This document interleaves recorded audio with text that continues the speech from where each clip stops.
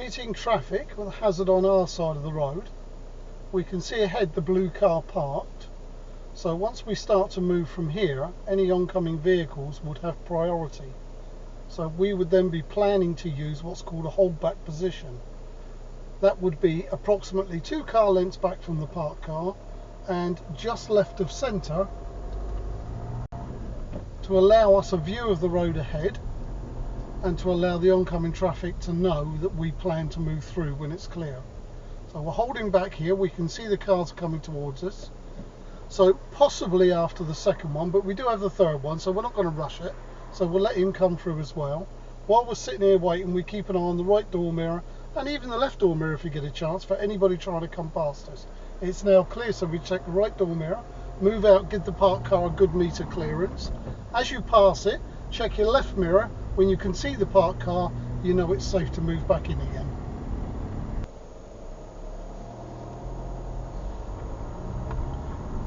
Meeting with traffic on the other side of the road, we should have priority, but we can't guarantee it. So we're looking at that car's actions.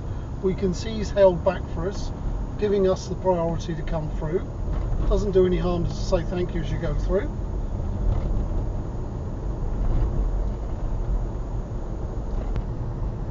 Meeting traffic with a difference. We're going to be turning into a road where there are traffic calming measures to allow golfers to cross from one side of the road to the next in safety.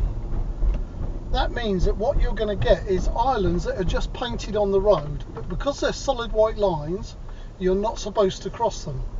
So you can see the first one ahead there, so there is only room for one car at a time. So we have to approach this planning to give way, because traffic coming towards us won't understand why we've moved out into the middle of the road to go round it, because they will just drive over it. We might even get the chance to see that happen if we're lucky.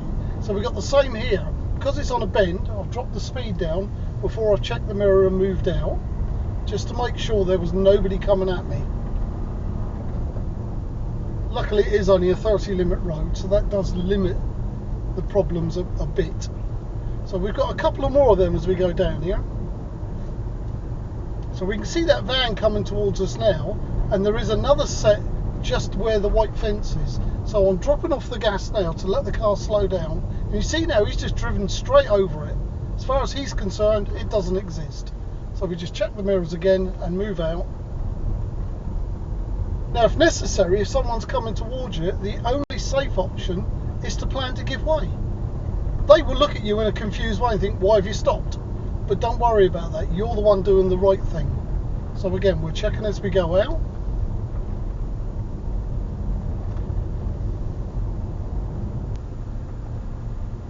Meeting with traffic on both sides of the road. In fact, as there is so many cars, this is known as a tunnel of parked cars. So the rules haven't changed, we now have equal priority. But the difference is that we have to look a long way down the road, not only to see if there's any oncoming traffic, but to also spot any places where either we could pull in or oncoming traffic could pull in. We also reduce speed because our safe separation distance to the parked cars on the left and the right is compromised. So we need to be able to stop in a short distance should something happen in front of us. As it happens, we've been lucky, no cars have come towards us as such. So again, as we go past the last car on the left, it's a little check of the left mirror, make sure it's safe to pull back over again.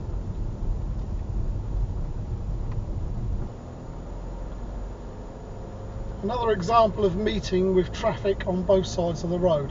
So you can see this time there is a car coming through, so I'm just off the gas, letting the car slow down, let the guy come through.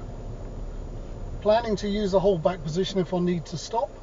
I can see it's clear after him, so I'll just check the right door mirror, move out, giving that good meter clearance.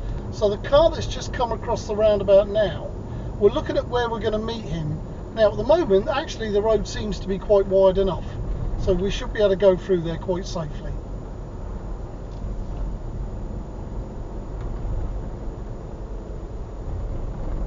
The other side of the roundabout, we've also got the same problem.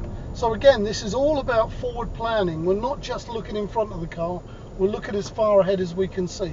So straight away I'm out into position to get a view beyond the van. And now I'm committed to going through. I hold this position, so if anybody was to come round the bend, they'd know that I've got nowhere to go. So bearing in mind what this road has been like so far, we can almost expect parked cars after this bend.